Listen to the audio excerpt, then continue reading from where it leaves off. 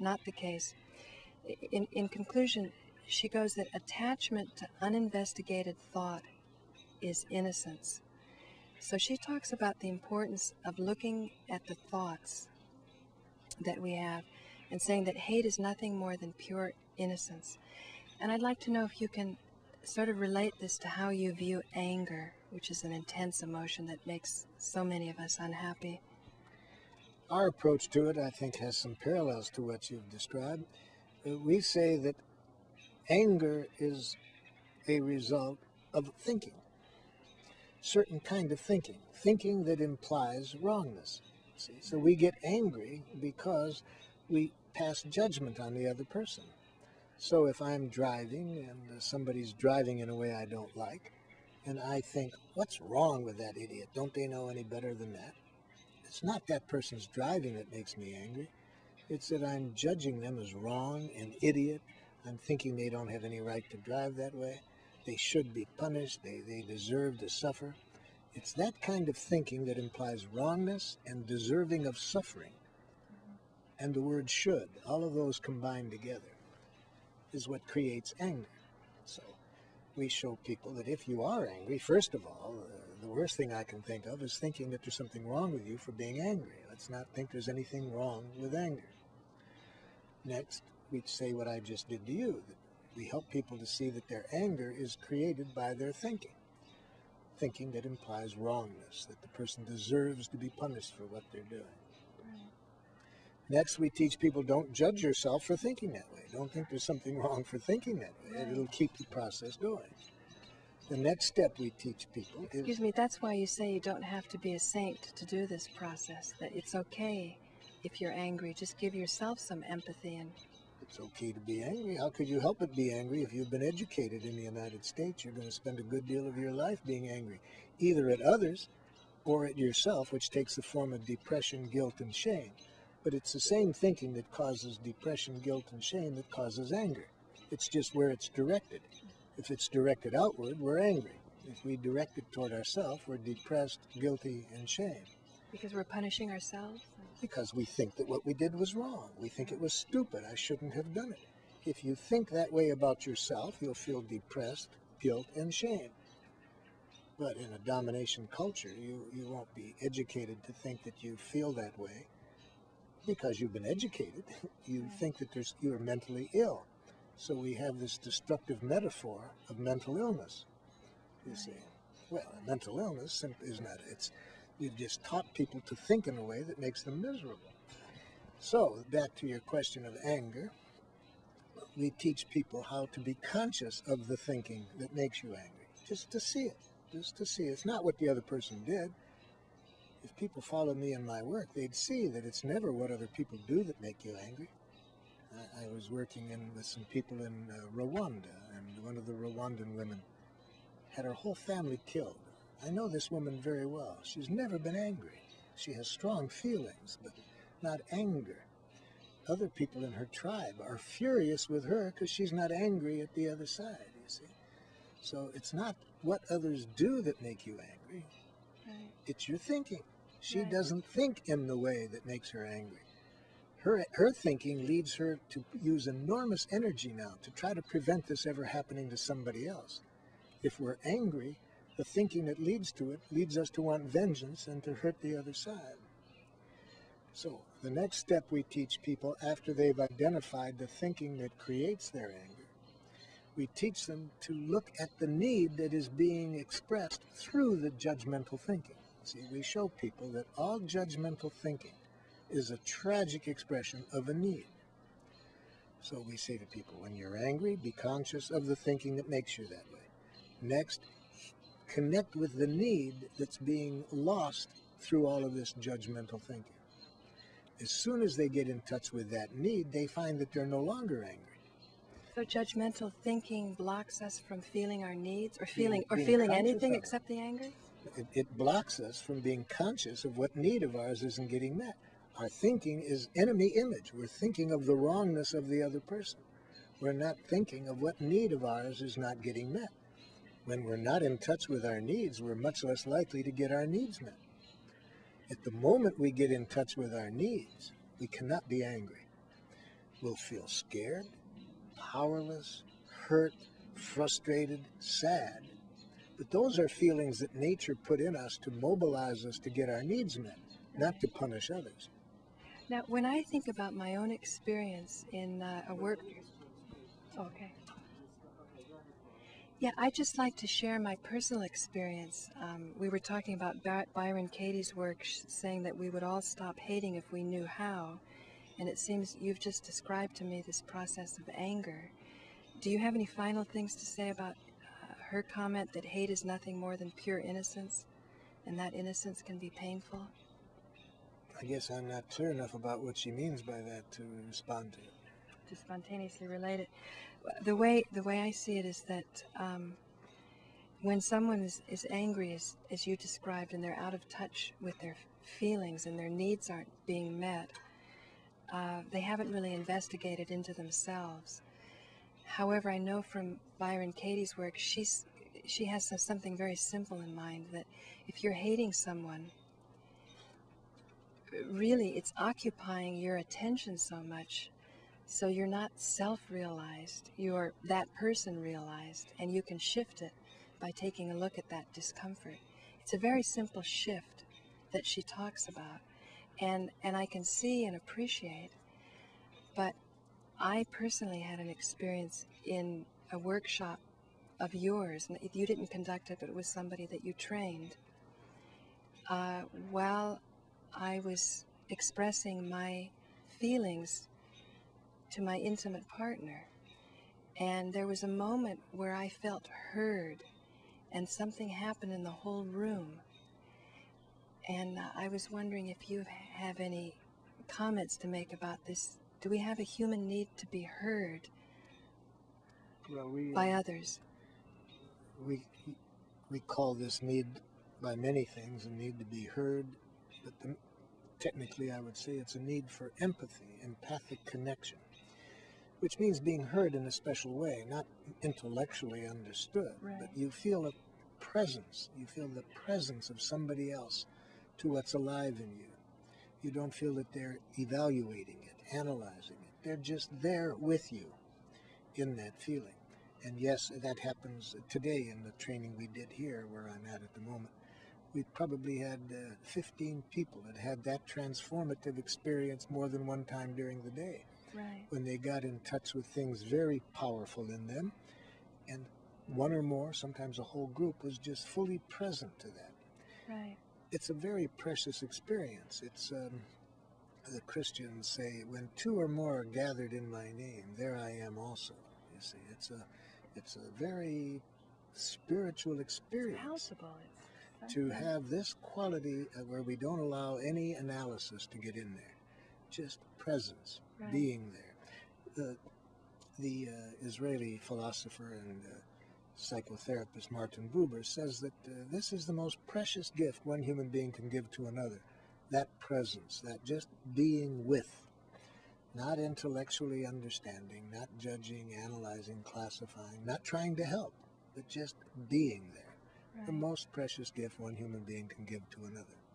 In my case, it was an intimacy, a profound intimacy, and yet there was a group, and you would usually think in a group you can't feel that intimate.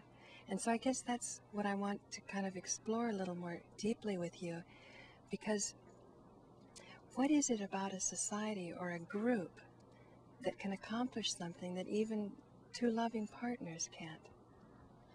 Well, I think it is a very powerful experience when a whole 5, 10, 15, 20, however many people can really be fully present at the same time to something that somebody's experiencing. And it's a very powerful, very beautiful experience. I feel almost like if I meet these people in the future, we'll always have shared something. There's some kind of a bond. Now, on the other hand, nobody's responsible for your happiness. So in theory, I should be able to go up into the mountains and be a yogi in the cave and accomplish that. Well, I think you can accomplish other things that meet other needs by being alone. You can learn to give this quality of empathy to yourself. Right. We teach people how to do it, because when you don't have the wonderful resource of others who know how to listen in this way, right. How to give it to yourself. So nonviolent communication teaches how to listen to ourselves. Especially when we need it the most. For example, when we have just messed something up and we're really blasting ourselves, using the old style thinking, how could I have been so dumb? That's Right. when we really need this quality of empathy for what's going on in us. So we teach people at that point how to give this empathy to themselves if they're not fortunate enough to have others around them who can assist them. Do you think nonviolent communication is like meditation for the masses, for the society? Well, I've never thought of it that way. I have said that it does involve meditation at certain points. For example, when people are angry and we say to people, you got to stop and see this thinking that's making you angry. Right. Well, that's essentially a part of some people's approach to meditation, is just to become highly conscious of what you're thinking at any given moment. Right. So we incorporate that in our training, but I've never thought of our training as meditation for the masses. I would say it's a way of being conscious and of how you choose to relate to other human beings, and not only to be conscious of that, but having skills for manifesting it, even when other people do not have the skills, and even when you're within structures that are not facilitating human encounters, but are doing quite the opposite. They are facilitating competition, domination, violence. I guess I'm just eager to see that the world is living more harmoniously, and that consumerism is better understood as not being successful. I mean, we're a society of rich and oftentimes very unhappy people. Yes. Consumerism is not a need, as we've said a couple of times already. And to be thinking that that's where our happiness is to what we can buy and consume. It's tragic for everybody, the environment, for the other cultures that we're ripping off while we play that consumer game. Yes, we need to show people what is a fun game. Right. Not say that consumerism is bad. We need to show them something that's more wonderful and less costly. And that's not hard to do. Can you talk briefly about the stages of emotional liberation? I'm not too sure what you mean by emotional liberation. Oh, you were speaking in your book about, well, I was sort of sensitive to the stage of the obnoxious part where you say you're not responsible for someone else's happiness. Yes, as I've mentioned to you already, we use human feelings to induce guilt. So it's really a form of violence to say to somebody, it hurts me when you say that. You see, if they believe it and then they feel guilty and do whatever I want now, it's a form of violence. So we get a lot of people in our training who've been educated that way. All they have to do is see somebody feeling hurt or upset with them, and right away, oh, I'm sorry, I'll change. Now, when people start to wake up and they see how much they've been tyrannized by feelings, until we can show them the approach that we advocate, they often go through a phase that I call obnoxious. So now when somebody says, that hurts my feelings, now they say, that's your problem. I'm not responsible for your feelings. Don't play your guilt games with me, you see. Well, we try to show people a third level. We hope we can get them past that. We try to show them that rebellion is just as much being dominated as submission. So to have to rebel against the feelings, say, I'm not responsible, you're still giving the other person power over you. Submission and rebellion are the same game. So, when you say, I'm not responsible for your feelings, that person has power over you. We're denying it. That takes energy to have to protect ourselves against it. Right. So whether we agree with it or oppose it, we're still caught up in that energy. Right. So our approach says, show an empathic connection with the pain this poor person is experiencing. Say, so you're feeling hurt because your need for so-and-so isn't getting met. See, we don't say you're feeling hurt because of what I did. We show a respectful understanding for the feelings and the needs that are not getting met. Definitely, the development of virtue. This business of submission and rebellion, in my book I give an example of my oldest son. The first day he came back from a public school, he was 12 years old at the time. He had gone to another school for 6 years that I had trained the teachers And the teacher's quite a different way of relating to students than in the public school that he went to. So he came back the first day, and I said, "How was the new school, Rick?" He said, "It was okay, Dad, but boy, some of those teachers." I said, "What happened?" He said, "Dad, I wasn't halfway in the school, really, halfway in the front door, and some man teacher comes running over to me and says, 'My, look at the little girl.'" What the teacher was reacting to is that my son had very long hair, you see. Well, in a domination school, of course, right away, the teachers want the students to know there's a right way and a wrong way, and we, the teachers, are here to show you what's right, and to use methods such as punishment, reward, guilt, shame, and so forth. So I thought to myself, that's a wonderful way to welcome a child to a school. He's halfway through the door. So I said to my son, "What did you do?" He said, "I remember what you said, Dad, that in that kind of structure, never give him the power to make me submit or rebel." See, very important, not to play the game. Yeah. I said, "Hey, man, you remembered that? That thrills me. What did you do then?" Well, he said, "I tried to do what you said, Dad. Even when a person's treating you that way, try to hear what they're feeling and needing." I said, "You remembered to do that?" "Yeah." I said, "What did you hear?" He said, "It's pretty obvious, Dad. He seemed irritated, wanted me to cut my hair." I said, "How'd that leave you feeling?" He said, "Dad, I felt sad for the man. He was bald and seemed to have a problem about hair." So you saw your son had developed empathy. Yes, and awareness that even when you're in a domination structure, don't play the game. See, don't submit or rebel. When you're really in touch with your own values, you play by your own story, even when you're surrounded by a domination culture. That is so encouraging. So what would be his own story in that case? I mean, he's in the culture, but how does he then deal with that? I mean, how do you create your own story out of a world that's not allowing us to? Here in this case, even with an authority who is brutalizing in the case of trying to induce shame and so forth, my son is still living by the story that this is a human being that has feelings and needs. He's not seeing this person as an authority, a teacher. He's seeing him as a human being. He's doing what Etty Hillesum did in her diary that she wrote from a concentration camp, talking about how this Nazi guard was brutalizing her and others, but within the midst of that, she tried to understand what kind of pain this man must have been going through when he did that to us. So even though the structure is one where the guard is brutalizing people with weapons, she's living in a different world. She's living in the world that Rumi talks about. There's a place beyond rightness and wrongness. I'll meet you there. So you can live in that world no matter what structure you're in. I remember that part in your book, quoting that at the beginning of the book. She also said she was never afraid because she had that ability. Yes. Yes, Viktor Frankl, in his writings, he spent 4 years in a concentration camp. In his book, Man's Search for Meaning, he says the people who survived were those who could get their need for meaning met, even in that structure. So Etty Hillesum is a good example of somebody who had meaning, could find meaning because she had her own spirituality clearly defined. And then even within that structure, she lived in harmony with it.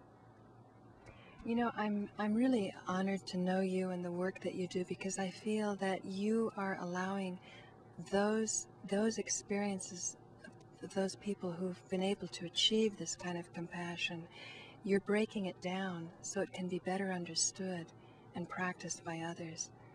I can't thank you enough. I love that gratitude. If I can do that, then I'm very satisfied to take the wisdom these people had and pass it on. If I can do that, I'm very pleased. Well, I definitely feel you're doing it, and I thank you so much for joining us today. It's been fun.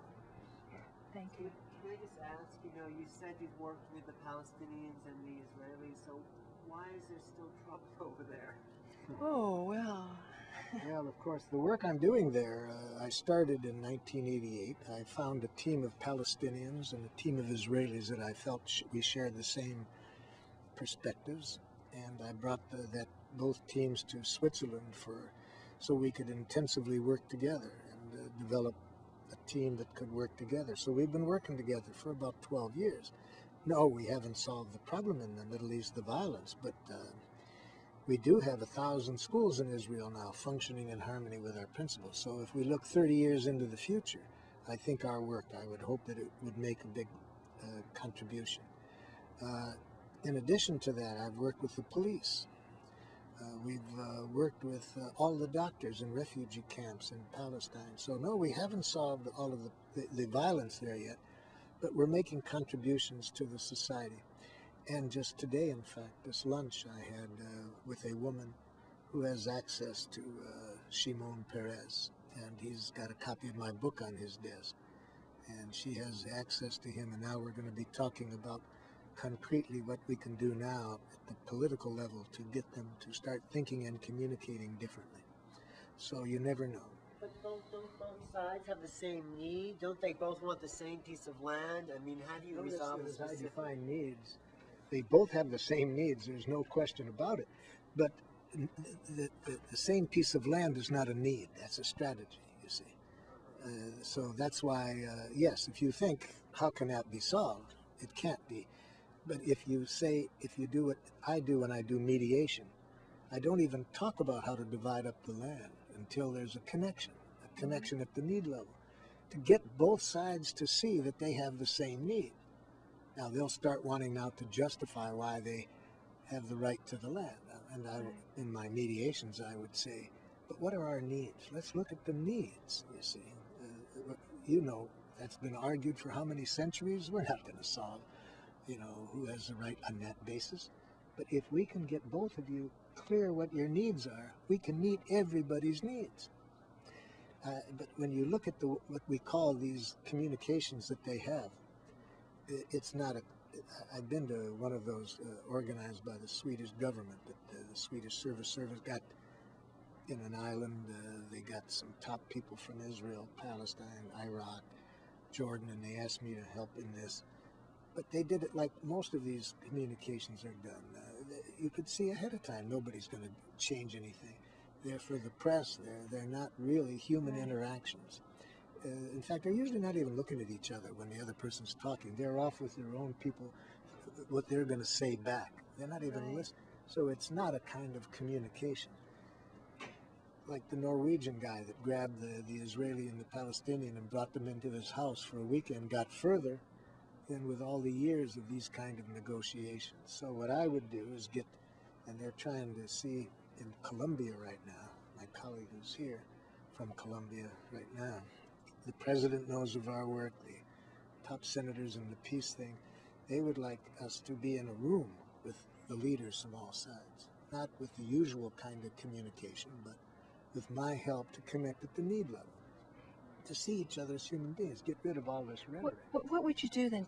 Because there's a certain diplomatic protocol, and I know you would escape it. I'm saying they can do that if they want, but if they really want my help, I would say, let's just get into a room and let me do what I did with these chiefs in Nigeria. See, 1/4 of the population killed in 1 year. A Christian tribe and a Muslim tribe. I start with, I'd like to hear from either side whose needs are not being met in this conflict. A Christian chief screams across the table, "You people are murderers!" They scream back, "You've been dominating us for 80 years, we're not going to tolerate it." You see, I ask for needs. They're giving me enemy images. Right. My job is to translate these judgments into needs. So I said to the chief who screamed murderer, "Chief, are you saying that your need for safety isn't met at the moment and you want some agreement that no matter what the conflict, no violence would be used?" He thought for a minute. "That's exactly what I'm saying." Well, Yeah, that's exactly what he wanted to say, but he didn't have need language. He could only call them names. Right. So I said, "Would a chief on this side please say back what his needs are?" Chief on the other side screams, "Then why did you kill my son?" I said, "Chief, we'll get to that in a moment, but would you please just first tell me what his needs are?" He couldn't. I had to repeat the needs. I had to repeat them 3 times. Finally, he hears it. Right. Then I translate his judgments into a need. I get this side to hear it. Just to get that far, it took about an hour because they kept screaming at each other. But after 1 hour of my just translating judgments into needs, one of the chiefs that hadn't spoken jumped up and looked at me and said, because they spoke Hausa, a language I don't speak, so I had to wait for my translator. I thought I had stepped on a cultural moray or something. But when I heard the message, I loved it. The translator said, the chief says we can't learn this in one day, to communicate this way. If we know how to communicate this way, we don't have to kill each other, you see. So it took people in a totally different culture about an hour to see that if you can just say what your needs are, get rid of these enemy images, we can resolve the conflicts. So yes, in Israel and Palestine, the big problem would be, you see, it took my colleagues 6 months to get both chiefs into that room. And not both chiefs, there was about 12 on each side. 12, 6 months he went back and forth to both sides, using our training to empathize with the fears that kept them